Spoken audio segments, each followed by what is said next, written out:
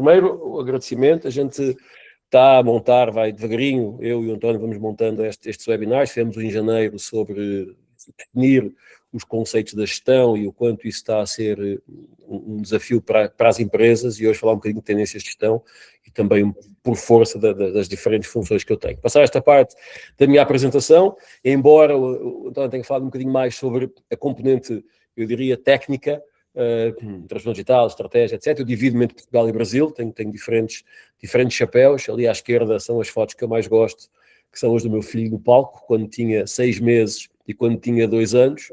Nós admitíamos, eu e a minha mulher admitíamos, que ele poderia também ser, como o pai e a mãe, professor ou consultor. Já percebemos que isso não vai acontecer, e como foi, apesar de tenho vários chapéu de CEO de um grande grupo de consultoria no Brasil, de board em algumas empresas, hoje também membro do board aqui do Inter de Almancil, porque tenho trazido ao Inter como clube e como futebol alguma disciplina de gestão, se pudermos chamar assim.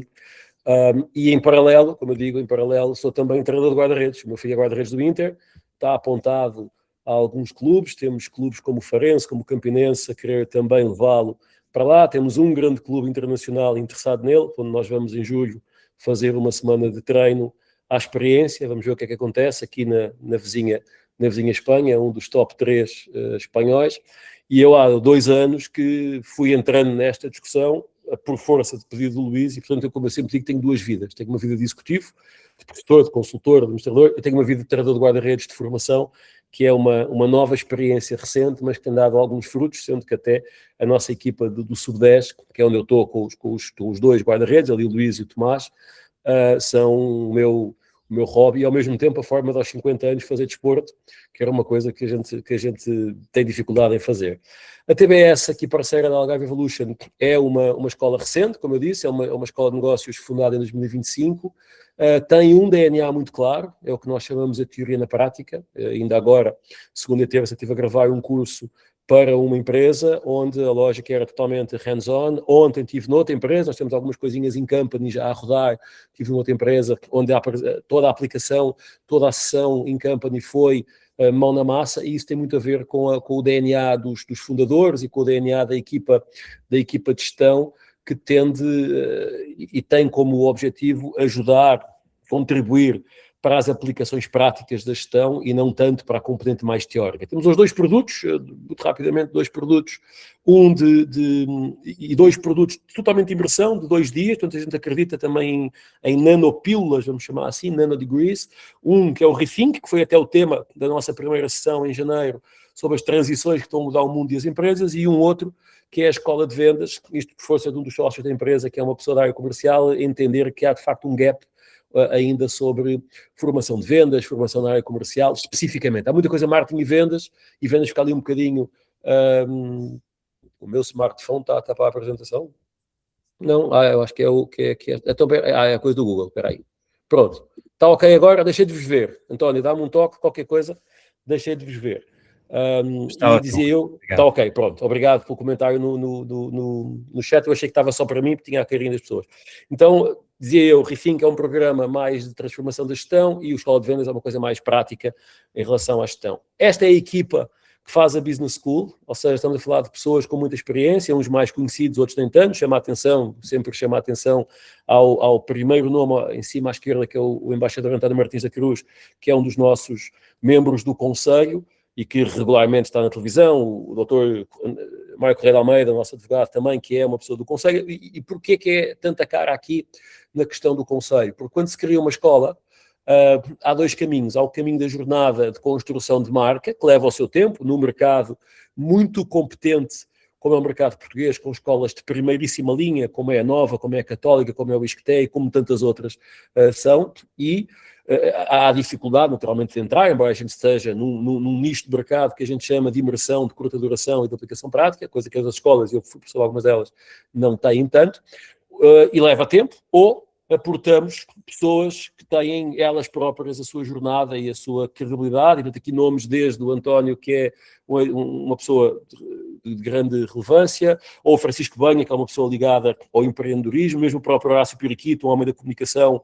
bastante conhecido, e diferentes pessoas que de alguma forma têm vindo a contribuir para que a gente na Business School possa trazer alguns conteúdos. O conteúdo de hoje, que se chama Global Transfer Management, nós temos, e aqui trocar o chapéu da Business School como Presidente do Conselho para o Ecossistema Inova como CEO.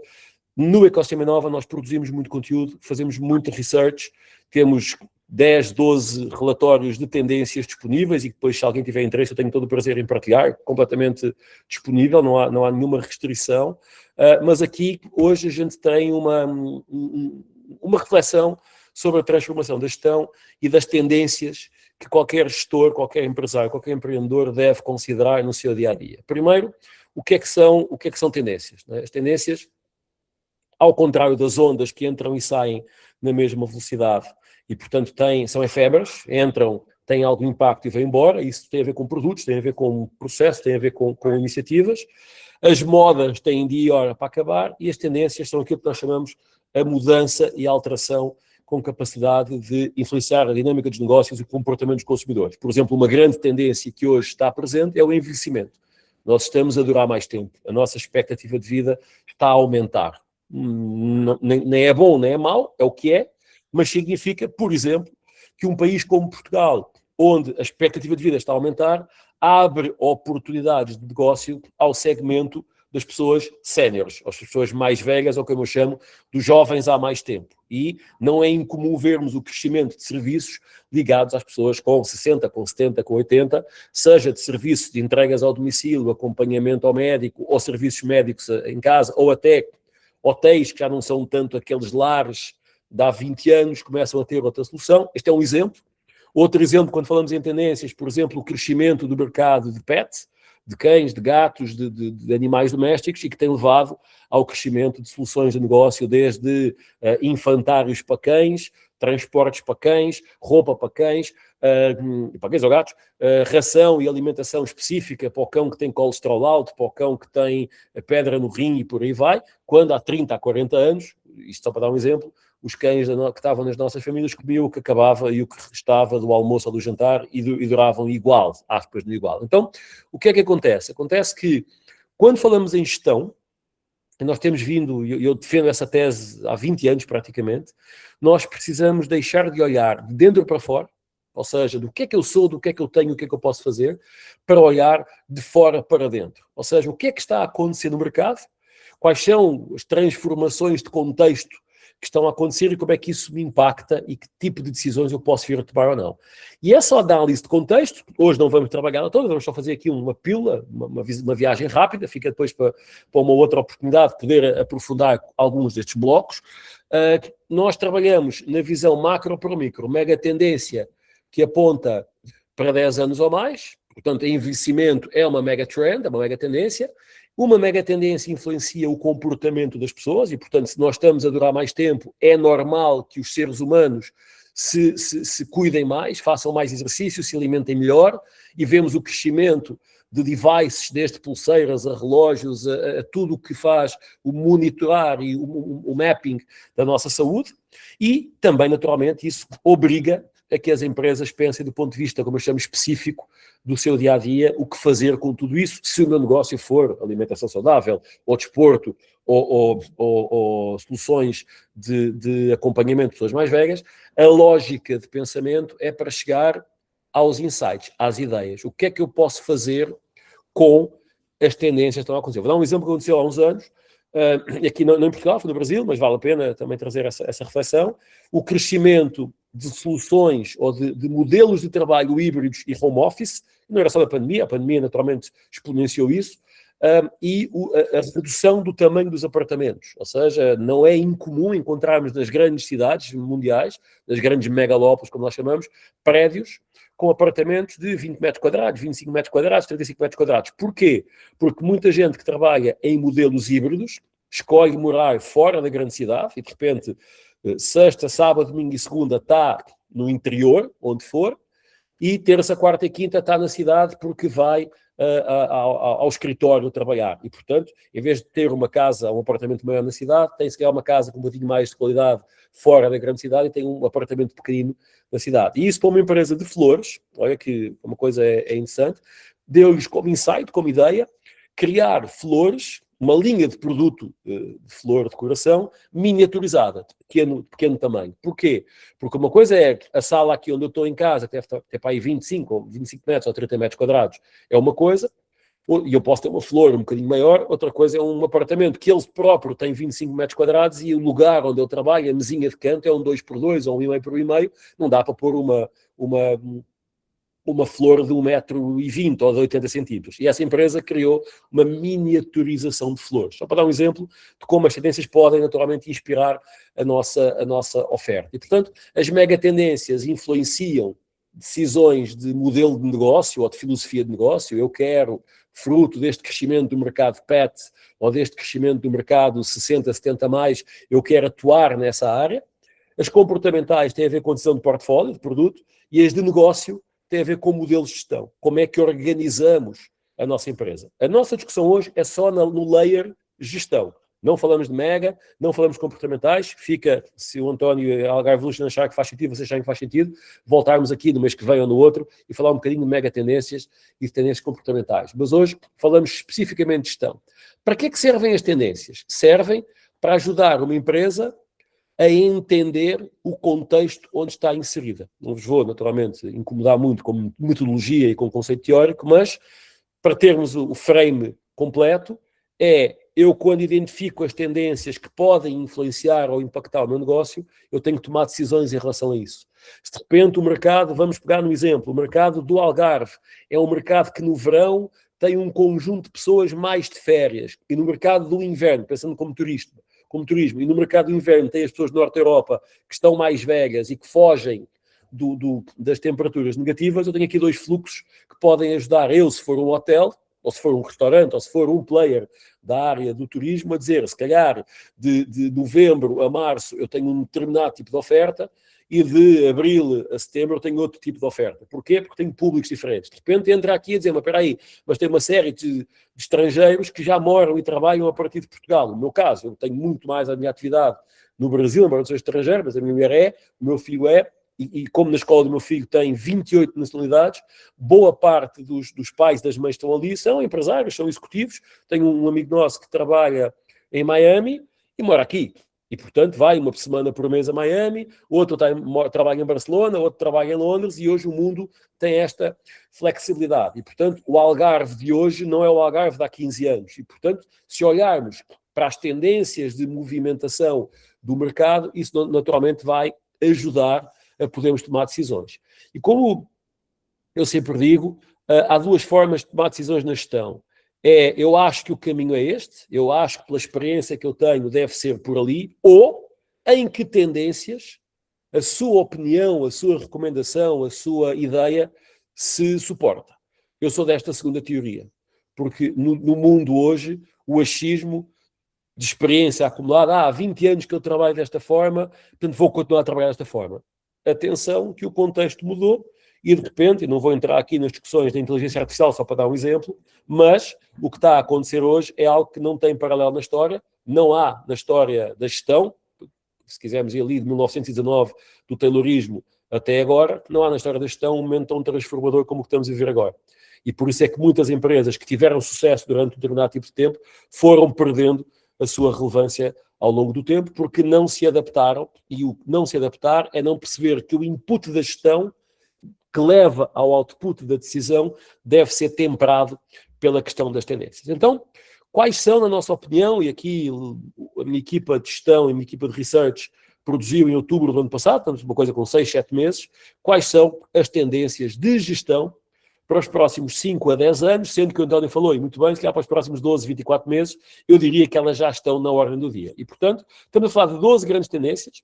Eu vou passar por cada uma delas e depois deixar uma reflexãozinha final antes de fecharmos a nossa conversa ali às 10h15, que é para manter o nosso horário. São tendências que se aplicam em todas as empresas, independentemente do tamanho, independentemente da área de negócio, independentemente da região onde atua, independentemente de se é uma empresa unipessoal ou uma empresa de 50 pessoas, todas elas estão a ser impactadas por estas grandes tendências. Quais são? A primeira, falamos de scanning de contexto. Eu comecei a minha pequena apresentação por aí, a importância de olhar, de observar o que é que está a acontecer, quais são os sinais de mudança. Quais são os sinais de mudança geopolítico, quais são os sinais de mudança económico, quais são os sinais de mudança ambientais, sociais, tecnológicos, humanos, e tudo isso está a acontecer enquanto falamos aqui, né, como falei, as we speak, tem uma série de coisas a acontecer, e como é que nós tentamos antecipar para a nossa equipa de gestão e para a nossa empresa as oportunidades.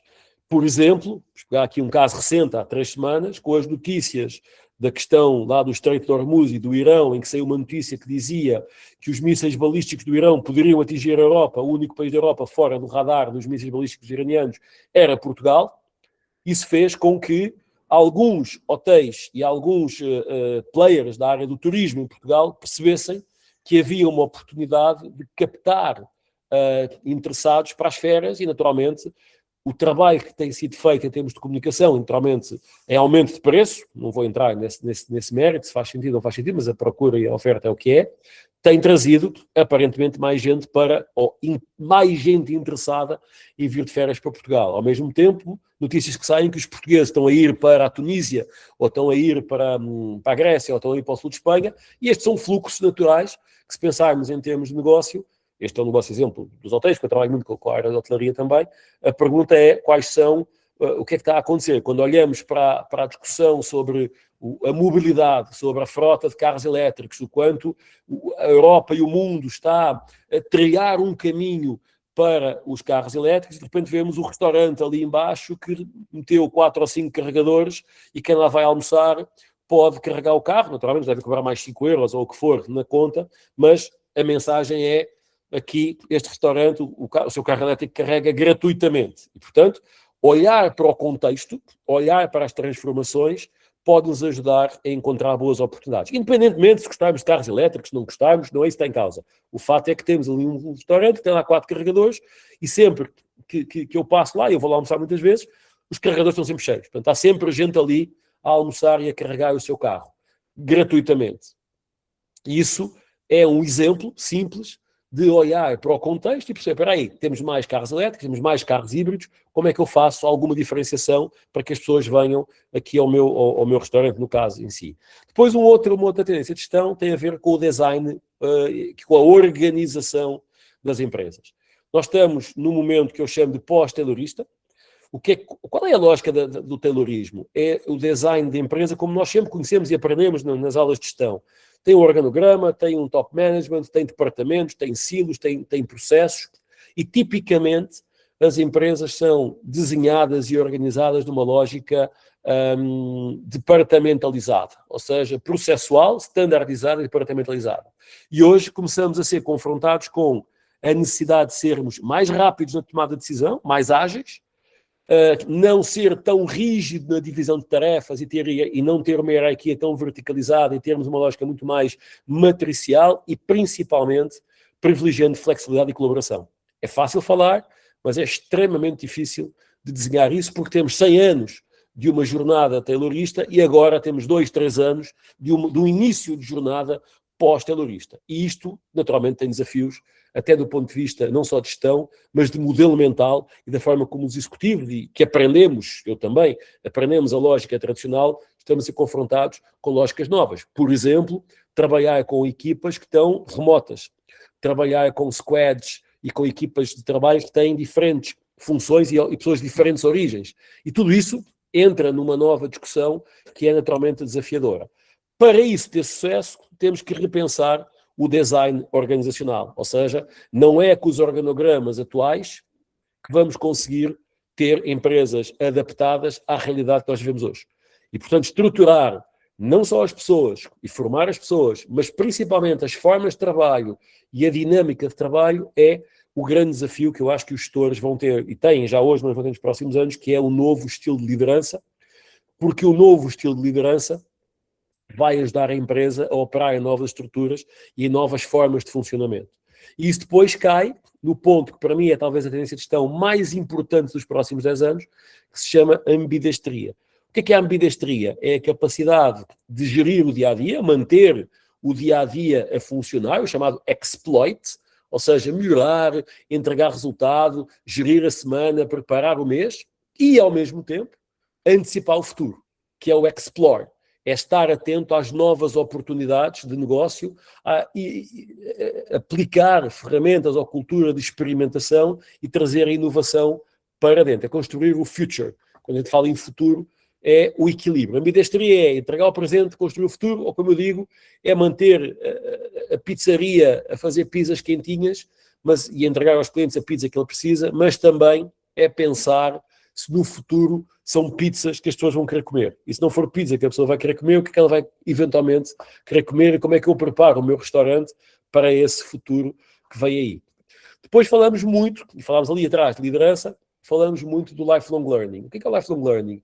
Ontem eu estava numa apresentação para uma empresa, estava numa reunião de trabalho em company com uma empresa, uma grande marca de carros, e um dos executivos dizia o conhecimento técnico, no caso dos carros, mas de qualquer coisa, dura 12 a 18 meses. Ou seja, aquilo que eu tecnicamente hoje sei sobre um produto, sobre um software, sobre um carro, sobre um portfólio, tende a se desatualizar em 12 a 18 meses. Ou seja, temos que estar a aprender o tempo inteiro. Além da competência técnica, temos novas gerações, temos novas tecnologias, temos novos concorrentes, temos movimentos de startup permanente a acontecer e, portanto, temos de ter uma liderança, líderes que são motivadores o suficiente, preparados o suficiente e educadores o suficiente para que as suas equipas consigam navegar neste processo e tenham a capacidade de se adaptar. Isso é válido para a gestão, mas também é válido para o desporto, por exemplo. O que é que eu tenho levado ali para o Inter de Almancil e para os meus sub-10 e para os meus sub-14, quando eu estou com eles também? Regras de gestão. Como líder, no caso líder da equipa de guarda-redes, como líder, ensiná-los a respirar, que é uma coisa interessante que os miúdos não sabem respirar quando estão a fazer desporto, ensiná-los a concentrar. Porquê? Porque, como joguei semi-profissional há muitos anos e aprendi isso, e com a formação que tenho vindo a fazer na área de futebol, tenho levado isso para eles. Ou seja, como eles veem, os mais novinhos, como o líder que os ajuda a respirar, a correr, etc. Na gestão é igual. O líder tem que estar preparado para ajudar a sua equipa a saber operar, a saber trabalhar com a inteligência artificial, a saber trabalhar com a imprevisibilidade dos mercados e a saber antecipar aquilo que de alguma forma possam ser desafios que o mundo globalizado nos traz. Mas não podemos fazer isso sem a despeito de perder o nosso foco. E aí entra a lógica da governança, do governance, que são os mecanismos de direção, de controle e de supervisão de cada empresa. Só que até há 4 ou 5 anos, a governança era standard, ou seja, as regras de governança eram definidas, são definidas, e, portanto, toda a gente aplica report e aplica supervisão da mesma forma. O que acontece hoje é, com tanta diversidade de empresas, que buscam e que procuram eficiência operacional, que procuram responsabilidade, a transparência e flexibilidade, a governança tem que ter o que eu chamo de graus de liberdade, tem que ter alguns graus de flexibilidade que vão naturalmente ajudar a que eu não me desfoque do nível de reporte e de supervisão, mas é diferente as regras de governance de um banco, de um hotel, de um restaurante ou de uma empresa de apoio domiciliar às pessoas idosas. Todas elas se pautam por regras de transparência, de responsabilidade, de dever ético, de regulamentação, mas cada uma tem exigências regulatórias específicas e, portanto, tem que ter mecanismos que permitam alguma flexibilidade para que a empresa saiba exatamente o que pode e o que não pode fazer no contexto, no mercado onde ela atua. E as regras de governance de um banco são totalmente diferentes das regras de governance, por exemplo, de uma escola de negócios. E não é que um é melhor do que o outro, nada disso, mas são diferentes. E, portanto, há que olhar para o nosso negócio não por espelho dos outros, o que é que os outros fazem para fazer igual, mas olhar para o nosso negócio, para a nossa empresa, a perceber como é que eu construo algo específico daquilo que é a minha realidade. E não temos como fugir da importância dos dados. Quando se fala muito em IA, e eu sempre dou o passo anterior, a IA é uma materialização de dados organizados. Seja a IA própria, nós estamos hoje a desenvolver um agente de IA, mais uma vez para o Inter de Almancil, para os meninos, para o futebol, para ajudá-los a treinar melhor, mas eu não consigo ter um IA se não tiver os dados para meter dentro do IA. Ou seja, o que é que são os dados? Quantas horas dormiu, quantas horas treinou, quantas calorias gastou, quantos sprints deu, quantas arrancadas deu, quantos saltos deu, o guarda-redes quantas quedas teve, para dizer, olha, com estes dados, eu devo preparar qual é a altura, qual é o peso, qual é o pico de crescimento, qual é o batimento cardíaco. Estamos a trabalhar tudo isso, é um projeto que vai ser apresentado agora daqui a mais 2 meses aqui na comunidade do Inter, mas expectavelmente queremos levar para mais clubes, mas temos dados. Da mesma forma, eu não consigo pedir a um agente de A, ajuda-me a montar uma abordagem comercial para a minha base de clientes, se eu não tiver a minha base de clientes devidamente organizada. E, portanto, quando falamos em data-driven, orientado a dados, é a importância extrema, absoluta, inequívoca dos dados em qualquer negócio. Os dados de cliente, os dados de performance, os dados de concorrente, os dados de mercado, e isso tem vindo a pautar o nascimento de alguns negócios, como são as plataformas. Vou dar um exemplo. A minha mãe agora, com quase 80 anos, teve uma pequena situação de saúde, que está hoje ou amanhã a sair do hospital, e eu preciso encontrar um lugar, não é um lar, mas agora chama-se uma residência sénior, para que ela possa, nos próximos 30 dias, recuperar, fazer fisioterapia, recuperar, etc. É diferente. Há 5 anos, há 6 anos, eu tinha que ir aqui ao Google à procura e ligar para cada um dos 10 ou dos 15. Hoje, há plataformas, 2 ou 3, pelo menos, que eu já encontrei, para quem eu faço um pedido e ela me manda 5 ou 8 opções para eu escolher. Isto é uma lógica de plataforma, cujos dados e a tecnologia está a começar a transformar. Quando passamos na Amazon, que não é mais o e-commerce, é uma plataforma, qualquer um de nós pode vender pela Amazon, ou a Vorta, ou o que for, também percebemos que a transformação dos negócios está a ser orientada pelos dados e isso está a criar ecossistemas. Mas o que é o ecossistema, Luís? Vamos voltar à questão da minha mãe. Tem a residência sénior, mas a residência sénior tem dentro do portfólio de serviços fisioterapia, médico, alimentação, entretenimento, meditação, oração na religião das pessoas que estão lá, trazido por outras pessoas, por parceiros que criam uma rede colaborativa para prestar um melhor serviço àquelas pessoas. E quem fala nas pessoas mais velhas, podemos pegar nas pessoas mais novas. Quando pegamos numa escola, e a escola dá, além das aulas e daquilo que está no currículo, também coloca lá uma aula, um parceiro que dá aulas de DJ, um parceiro que dá aulas de balé, um parceiro que dá aulas de música, um parceiro que dá aulas de programação, só para dar um exemplo, estamos a criar um ecossistema colaborativo de soluções para que aquele menino, aquela menina, não precise sair da escola para ir estudar em outro lado. Eu lembro, quando era criança, a minha escola não tinha nada, e eu primeiro fiz judo, depois joguei handball, onde fiz uma carreira, enfim, até à 2ª divisão, mas não era na escola. A escola era a escola. O judo era o judo e o handball era o handball. Hoje começamos a ver esses ecossistemas a integrarem-se um bocadinho mais e não é incomum vermos, de repente, diferentes soluções a acontecer e a ajudar a empresa a prestar mais serviços ao cliente. Eu estava na segunda-feira na Associação Portuguesa de Seguradores a gravar um curso para eles sobre marketing digital e estratégia digital, em que falávamos muito que o futuro do mercado segurador é um futuro de ecossistema. Ou seja, eu faço o seguro do carro, mas no seguro do carro eu tenho manutenção, oficina, recuperação necessária, e eventualmente até negócio à frente para trocar o meu carro, e não apenas o seguro. O seguro é uma porta de entrada, mas o ecossistema traz mais soluções. Porquê? Porque se eu tiver dados corretos, eu percebo que o meu cliente está a X tempo de trocar o carro e eu posso ser, através de um parceiro do ecossistema segurador, o player que vai fazer com que o negócio de troca do carro aconteça comigo. Os bancos estão a começar a fazer todos os dias, de uma forma de fazer expressão, mas regularmente eu recebo do banco, tenho conta em 2, um deles sempre a oferecer-me, a mandar-me informação. Agora temos uma plataforma para que possa pesquisar sobre casas e já integrado com o crédito de habitação que nós temos disponível.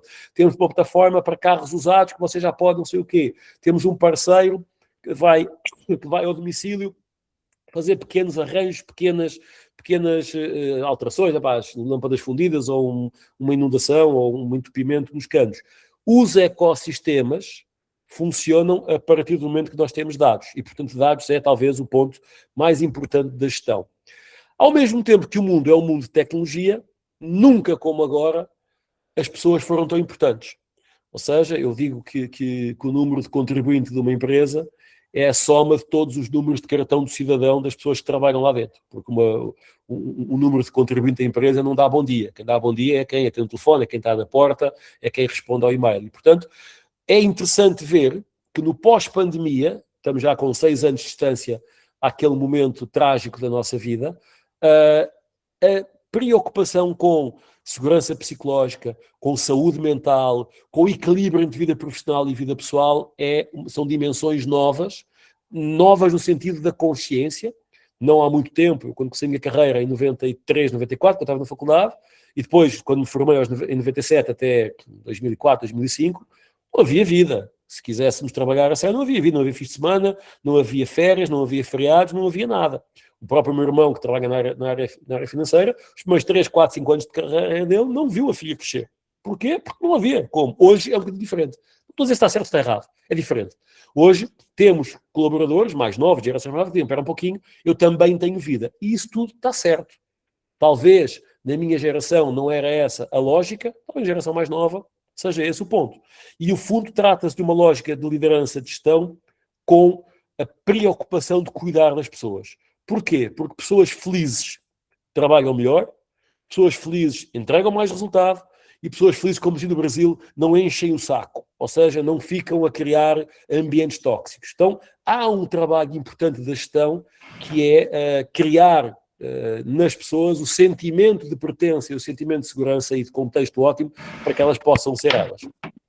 Do ponto de vista de sustentabilidade, fala-se muito em... Sim? Sim. Então. Não sei se é comigo ou se está algum micro aberto. Do ponto de vista da sustentabilidade, fala-se muito do ESG, o Environment, Social Governance. Eu falo de sustentabilidade integrada, porque é a capacidade que uma empresa tem que ter de se organizar e se alinhar em relação aos impactos, ao desempenho financeiro e ao impacto social, ambiental que cria no mercado. E, portanto, não vale resultado a qualquer preço, mas precisamos gerar resultado. E, portanto, temos que equilibrar a geração de lucro com responsabilidade. Se estamos a gerar lucro com trabalho análogo ao trabalho escravo, se estamos a gerar lucro tratando mal as pessoas, se estamos a gerar lucro não cuidando do ecossistema à nossa volta, lançando detritos do rio, etc., não é isso que se pretende. Nós precisamos gerar resultado, mas também equilibrar esse resultado com um ecossistema saudável, onde nós somos considerados responsáveis, éticos e literalmente sustentáveis. Aí entra, no segmento retinha final da minha apresentação, para termos depois ali nas 5 minutos, para poder eventualmente fazer alguma pergunta, algum comentário, e o António naturalmente fechar este nosso webinar, falamos muito de novos modelos de operação. Ou seja, a lógica, a velocidade da transformação dos mercados e dos negócios obriga a novos modelos que ampliam a operação. E fala-se muito em venture capital, ou seja, as empresas colocam investimento em organizações, em startups emergentes para aprender e para testar novos modelos. O Venture Builder, em que se cria uma tese de investimento e se vai à procura das startups, das empresas que podem responder aos problemas dessa tese. E esses modelos de operação, que são paralelos ao modelo central do negócio, testam novos territórios e ampliam a chamada ambidestria. Outro ponto, que também amarra agora tudo isto para as duas finais, é o que eu chamo de estratégia prospectiva. Eu sou essa estratégia, venho da parte de estratégia, faço planeamento estratégico um pouco por todo lado, tenho hoje a rodar 2 planeamentos estratégicos no Brasil e 1 em Portugal, faço 3, 4 por ano, mais ou menos, 2, 3, dependendo um bocadinho da dinâmica dos mercados. Eu sempre digo que a estratégia tem que primeiro olhar para fora e depois olhar para dentro. E a estratégia tradicional primeiro olha para dentro, na forma tradicional, quais são os nossos pontos fortes e os nossos pontos fracos, e só depois é que olha para fora, quais são as oportunidades, quais são as ameaças, para ir buscar a SWOT, que é a ferramenta mais usada, embora eu não seja muito fã dela ainda hoje. Como é que eu defendo? Não. Primeiro vamos ver as oportunidades e as ameaças do mercado onde estamos inseridos e depois vamos perceber quais são os nossos pontos fortes e as nossas deficiências para responder a isso. Se a oportunidade está num segmento 70 mais, será que eu tenho alguma valência dentro da empresa para fazer isso? Pegando aqui na TBS, do Vasco e do Horácio, na Business School, estamos a olhar para executivos que duram mais tempo nas empresas e que estão mais longe do mundo digital. Temos alguma competência dentro de casa para poder responder a isso? Estamos a pensar numa oferta para esse tipo de executivo. Não é o executivo de 30 anos que já domina e que já sabe a linguagem da tecnologia. É o executivo de 60 que também precisa de encontrar esse repertório para poder discutir com o executivo de 30 como é que a tecnologia vai operar dentro da empresa dele. E, portanto, o que eu chamo de estratégia prospectiva é olhar para a frente, podemos fazer depois um webinar sobre prospectiva e foresight, é olhar para a frente e perceber dentro do que está a acontecer no H1, no H2, no H3, próximos 2, 3, 5 ou 10 anos, como é que eu vou preparar a minha empresa para responder a isso? E o nível de complexidade é tal que tem vindo a crescer o que a gente chama de gestão com advisor. O que é um advisor? É um ultra especialista. É uma pessoa que sabe muito daquele tema. Sabe muito do tema financeiro, sabe muito do tema M&A, ou sabe muito do tema estratégia, sabe muito do tema turismo, sabe muito do tema... Temos pessoas, temos profissionais no mercado a quem se reconhece credibilidade de conhecimento num tema, e às vezes eu falo, espera aí, se eu preciso trabalhar este tema, deixa-me chamar aqui um especialista para me ajudar. Não preciso contratá-lo para a minha empresa, mas posso trazê-lo como consultor, como speaker, como mentor, como líder de um projeto, e dizer, pá, senta aqui e ajuda-nos a esclarecer e a definir esse tema. Vou dar um exemplo que aconteceu o ano passado.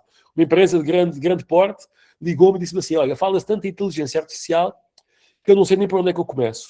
Monto um departamento, contrato um executivo, contrato uma empresa de consultoria, como é que eu começo? E uma das pessoas da minha equipa, eu coloquei lá um especialista em IA, industrial, da área industrial, para ajudar a empresa a definir o território onde a IA devia atuar numa primeira etapa. E eles definiram que a IA devia atuar em otimização de linhas de produção.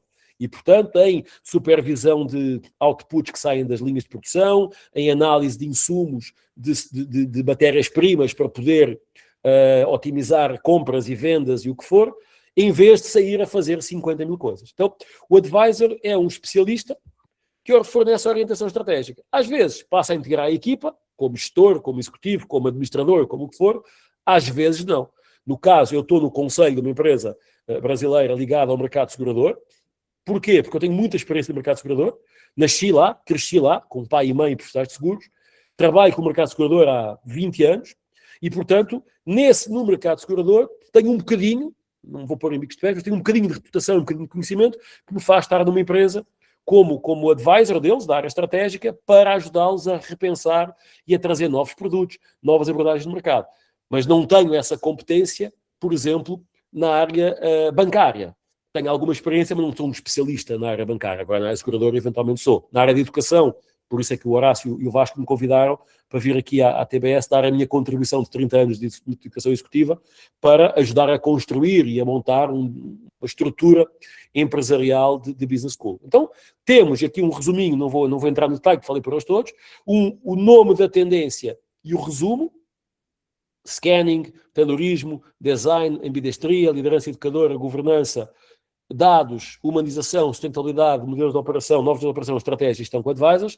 E a pergunta que fica, e que eu queria deixar para levarmos para casa, agora para quase nosso fim de semana, é como é que estas tendências podem inspirar cada um de nós nesta sala e aqueles que eventualmente vão ver a gravação, como é que pode inspirar a repensar alguma coisa. Não estou a dizer que temos que mudar tudo, não é disso. Luís, estás a dizer que agora tenho que meter estas coisas aqui. Não. Temos que olhar para isto e fazer a seguinte reflexão. Isto que está aqui, está estudado, está devidamente mapeado e sustentado, como as tendências dos próximos anos vão começar, já estão, mas vão influenciar decisivamente os modelos de negócio. Como é que isso pode me ajudar, enquanto gestor, a reduzir a incerteza e a ambiguidade em relação ao futuro?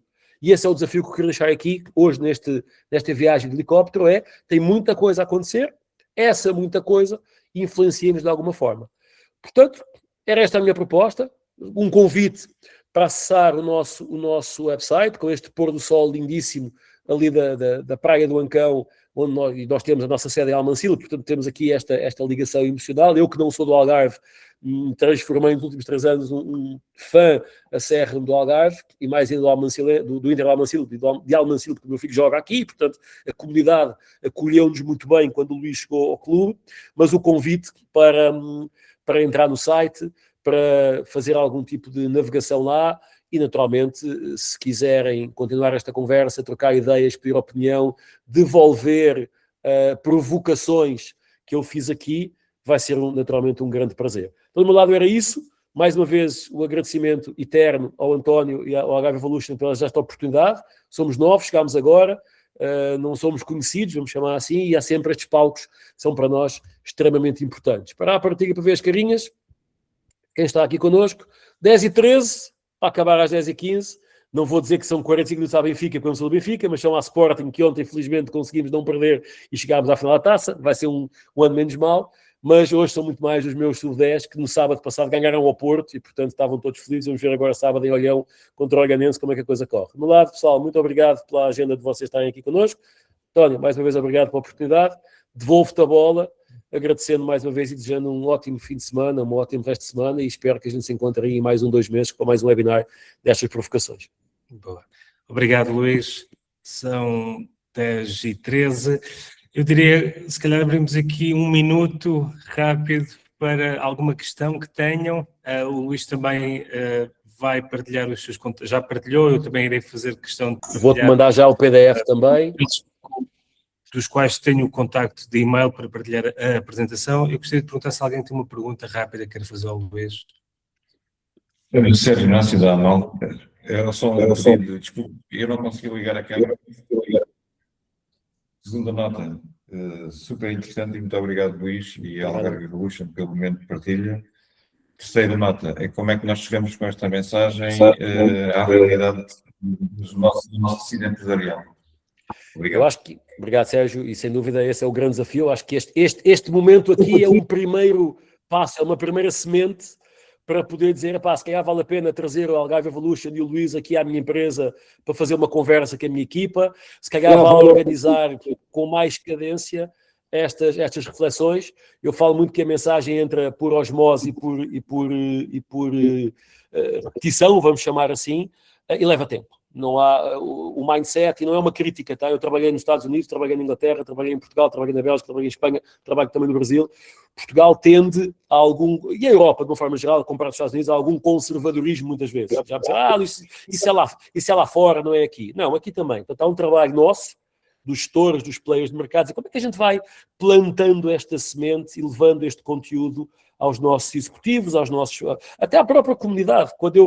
E o exemplo, se me permite, António, só mais 30 segundos, quando eu cheguei ali à equipa do Inter, que é um clube amador, que é um clube de bairro, vamos chamar assim, que vive do voluntarismo das pessoas, e se precisamos trazer tecnologia para os nossos treinos, ficaram todos a olhar para mim com ar maluco, não, mas tu não és do futebol, não, mas sou da gestão. E hoje já se começa, 1 ano depois de eu andar a bater nesta tecla, já começamos a ter alguns devices de tecnologia, já gravamos os jogos, já temos devices plugados nas chuteiras, leva tempo. E, portanto, se calhar, Sérgio e equipa, aqui o convite é, precisamos fazer mais coisas destas, onde que a gente possa doar um bocadinho do nosso tempo e um bocadinho do nosso conhecimento para ir, com o perdão da palavra, evangelizando as consciências e demonstrando que o caminho se faz com este tipo de conteúdo. E leva tempo, não é também dizer agora para tudo, segunda-feira é uma coisa nova, nada disso. Leva tempo, e à medida que vamos encontrando pontos de contacto com estes conteúdos, se calhar isto aqui faz sentido para a minha equipa, se calhar isto aqui faz sentido fazer um teste, se calhar isto aqui faz sentido fazer uma sessão de formação com a minha equipa, se calhar isto aqui faz sentido criar uma coisa nova, e vamos devagarinho testando, porque não se faz mudanças radicais. Eu não sou adepto da mudança radical, eu sou adepto do incremento e da melhoria. Isto é uma maratona, não é um sprint de 100 metros. Portanto, eu acho que esse é o caminho que muito do que o Algarve Evolution tem no seu DNA, não é? Ir educando, ir formando, ir conscientizando, e também por isso a gente traz estes webinars aqui com todo o prazer. Não sei, Sérgio, se ajudei, mas fica aqui a provocação também para todos nós pensarmos como fazer descer isto ao dia-a-dia, à realidade, às pessoas e à comunidade de uma forma geral. Obrigado, Luís, obrigado, Sérgio, obrigado a todos que participaram esta manhã neste nosso webinar. Obrigado também à TBS de Business School. A coisa boa deste webinar é que isto não é um ponto final, isto é mais uma vírgula. Este é o segundo, vamos continuar a realizar mais webinars como este, com o Luís, e estejam atentos, sigam a TBS da Business School, continuem a seguir a Algarve Evolution para estarem a par daquilo que vai ser as próximas novidades. Portanto, obrigado, bom trabalho e vemo-nos em breve. Até breve, obrigado, pessoal.